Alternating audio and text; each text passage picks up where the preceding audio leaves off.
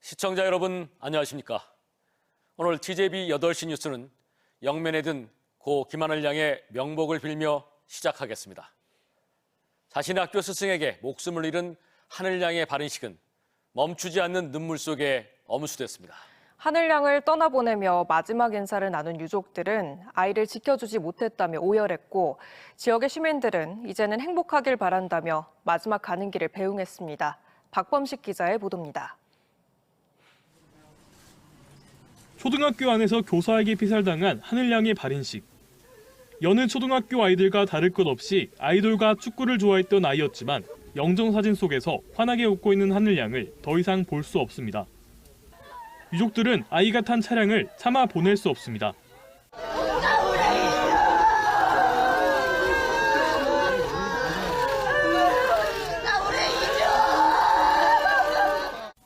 여기저기서 울음을 터뜨리며 곡소리가 가득하지만 하늘 양을 태운 운구차는 속절없이 닫힙니다. 가장 안전해야 할 학교에서 일어난 비극 앞에 남겨진 가족들의 아픔은 헤아릴 길이 없습니다. 하늘 양의 관이 화장터에 도착하자 통곡 소리가 떠나지 않습니다. 아이를 잃은 슬픔에 유족들은 몸도 제대로 가누지 못합니다. 아버지는 아이를 지켜주지 못했다며 침통한 심정을 드러냅니다.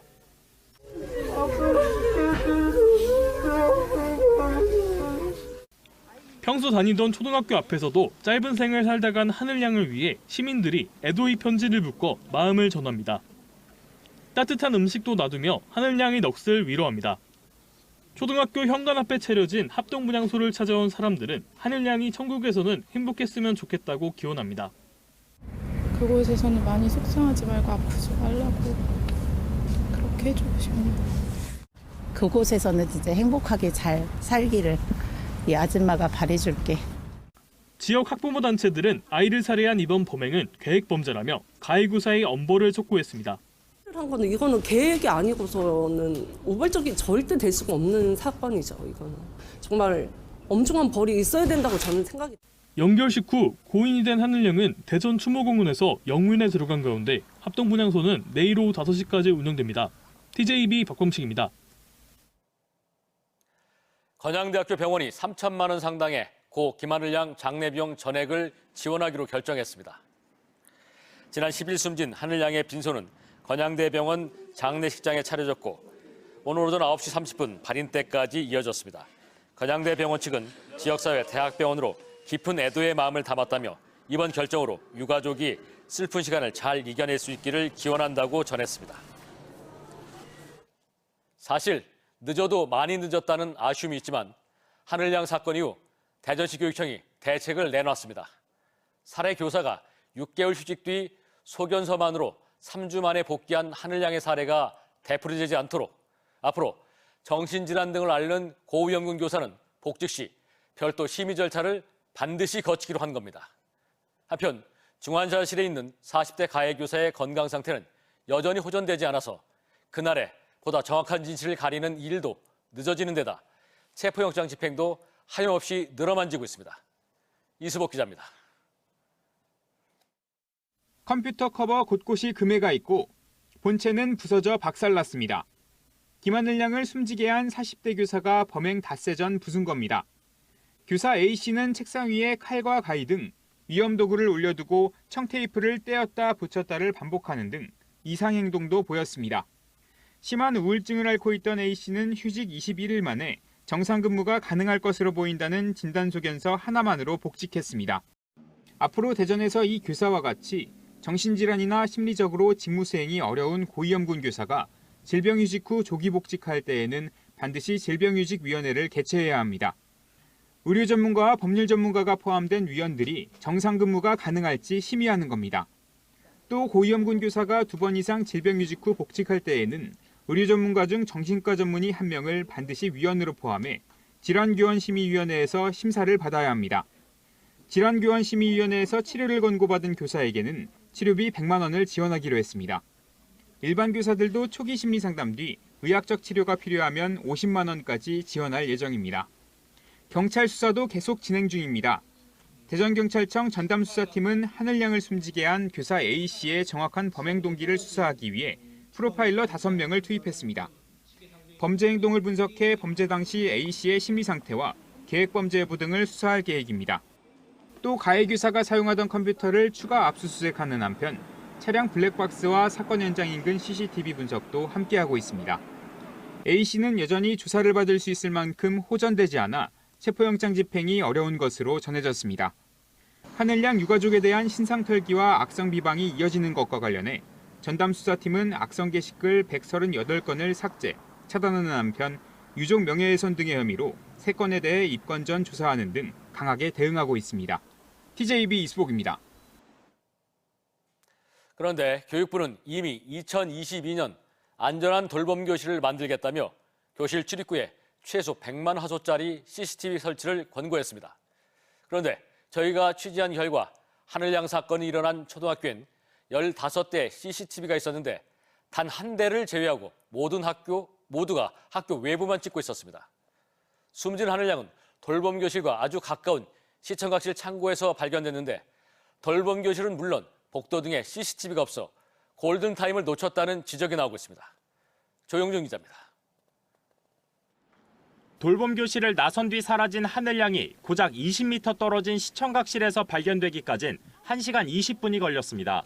경찰 2개 팀까지 동원됐지만 인근 아파트와 운동장까지 수색 범위에 포함되면서 시간이 더 오래 걸렸습니다. 사건이 발생한 학교엔 15대의 CCTV가 있었습니다. 하지만 교내 승강기 내부에 설치된 하나를 제외하면 나머지 14대는 모두 운동장이나 놀이터, 정문 앞 등 외부만 비추고 있었던 걸로 확인됐습니다. 하늘양의 동선을 추적할 교내 복도에도 범행이 일어난 시청각실에도 CCTV는 없었습니다.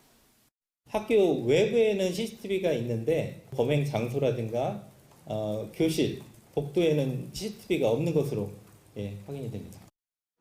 하늘양을 찾기 위해선 수십 개의 교실을 하나하나 발로 뛰며 찾아야 했고 결국 골든타임을 놓쳤습니다. 교직원들하고 다 학교 교내를 샅샅이 수색을 했는데 발견을 못했습니다. 교육부는 초등 돌봄 교실의 안전한 환경 조성을 위해 돌봄 교실 주변 CCTV 설치를 권고하고 있습니다. 특히 아이들이 드나드는 출입구엔 100만 화소 이상을 권장한다고까지 상세히 정해놓고 있습니다. 하지만 권고에 그칠 뿐 강제성이 없다 보니 개인정보 보호와 비용 문제 등으로 현장에선 지켜지지 않고 있습니다. 이런 무서운 일을 겪고 나니까 CCTV 설치가 필요하다는 생각합니다. 복도라도 CCTV가 설치되면 좋겠다는 생각을 했어요. 이 같은 지적에 대전시 교육청은 뒤늦게 희망학교를 대상으로 CCTV 설치를 확대하겠다고 밝혔습니다. TJB 조형준입니다. 충남대와 국립공주대가 올해 교육부의 3차 글로컬 대학 30사업 선정을 위해 통합을 추진하는 가운데 대학 구성원 의견 수렴 결과를 발표했습니다. 충남대는 교수의 70%, 직원 조교의 71%, 학부생의 9%, 대학원생의 47%가 통합 기반 사업 추진을 희망했으며 공주대는 교수의 93.8%, 직원 조교의 86.8%, 학생의 45.2%가 통합 기반 혁신 기획서 제출에 동의한 것으로 나타났습니다. 두 대학은 이런 결과를 반영하고 준비 단계부터 해당 지방자치단체와 연구기관, 경제산업계 등과 협의를 폭넓게 진행해 통합 기반 혁신 기획서를 만든다는 계획입니다. 등원을 안 한다는 신고에 경찰이 집에 가봤더니 2살 여아가 시신으로 발견됐습니다. 아이의 시신이 많이 부패될 정도로 방치된 건데요. 경찰은 부모를 긴급 체포해 아이의 사망 경위 등을 조사하고 있습니다. 전유진 기자의 보도입니다. 경찰차가 골목으로 들어오더니 뒤이어 구급차도 도착합니다. 어제 저녁 8시 20분쯤 서천의 한 다세대 주택 베란다에서 2살 여자아이가 부패된 시신 상태로 발견됐습니다. 신고를 한 건 어린이집 원장이었습니다.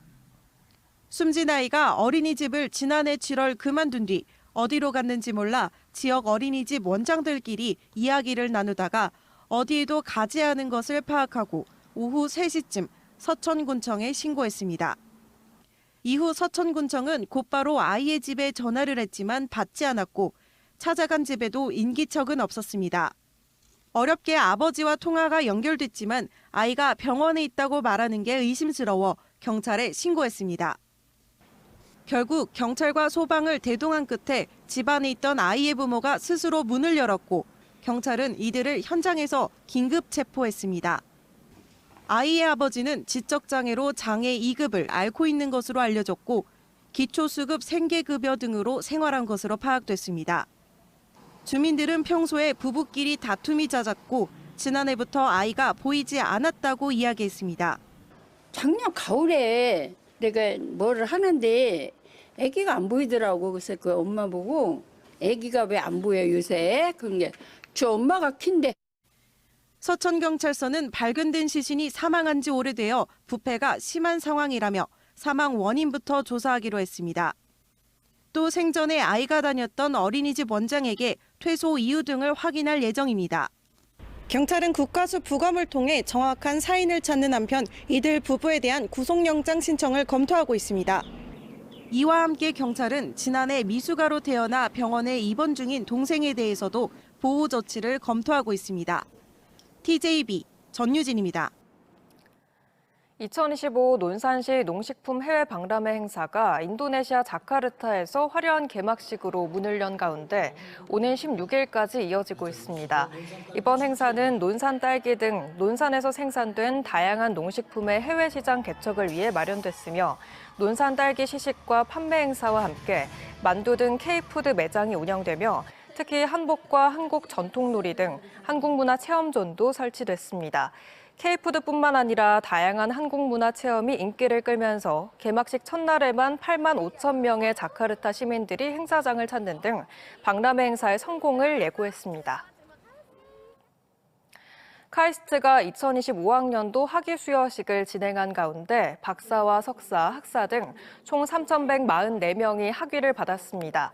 이번 학위 수여식에서는 나이지리안의 테러를 겪으면서도 꿈을 실현한 모하마드 함자 씨가 외국인 학생 최초로 대표 연설을 맡았으며 이중근 부영그룹 회장이 명예박사 학위를 받았습니다. 한남대도 제63회 학위 수여식에서 학사와 석박사 등 모두 1,804명의 졸업생을 배출했으며 한밭대와 우송대, 건양대 등도 전기 학위 수여식을 열었습니다. 충남도가 내년 정부 예산 확보 목표액을 올해보다 1조 3,700억 원 늘어난 12조 3천억 원으로 정하고 예산 확보에 적극 나서기로 했습니다. 내년 정부 예산이 필요한 주요 사업은 국방미래항공연구센터 78억 원, 디스플레이 국가첨단 특화단지 61억 원, 한국생명공학연구원 서산분원 4,004억 1천만 원, 서해선 경부고속선 연결 300억 원 등입니다. 충남대 내포캠퍼스 20억 원과 복합해양레저관광도시 10억 원, 아산경찰법원 건립 예타 통과와 관련 비용 75억 원, 국립치의학연구원 설치 16억 원 등도 포함됐습니다. 대전시 교육청은 장애 학생이 공정한 교육 기회와 학습권을 보장받을 수 있도록 올해 보조공학기기와 통학편의 등에 20억 원을 지원하기로 했습니다. 시교육청은 현장 수요를 반영해 특수교육 지원 인력을 확충하고 배치를 확대하는 한편 특수학교 통학환경 개선을 위한 통학차량 증차, 노후버스 교체, 청각장애 학생의 원격 문자 통역비 증액, 또 재활 프로그램 운영을 강화하기로 했습니다. 대전시는 제2성심당과 같은 지역 대표 브랜드 육성을 위해 2025년 유망 소상공인 사업화 지원 프로젝트에 참여할 소상공인을 모집합니다.